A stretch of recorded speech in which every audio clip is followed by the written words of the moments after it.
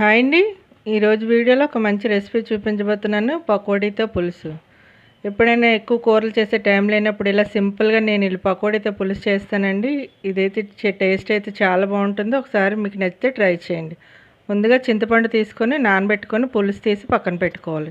ఇప్పుడు పొయ్యి మీద ప్యాన్ పెట్టుకొని ఆయిల్ వేసుకొని పోపు దినుసులు, ఒక ఉల్లిపాయ ఎక్కువగా వేసుకోవాలండి. చిన్న సైజు ఉల్లిపాయలు 2, పచ్చిమిర్చి, కరివేపాకు వేసి బాగా వేగనివ్వాలి. ఇప్పుడు టమాటాలు 2 వేసుకోవాలి. ఎక్కువ ఉల్లిపాయ టమాటా వేసుకుంటే చిక్కగా వస్తుందన్నమాట పులుపు అనేది. ఇప్పుడు మంచిగా వేగిన తర్వాత పులుపు వేసుకోవాలి. ఇప్పుడు రుచికి సరిపడా ఉప్పు, ఒక స్పూన్ కారం వేసుకొని నెక్స్ట్ సరిపోతే ఇంకొంచెం వేసుకోండి.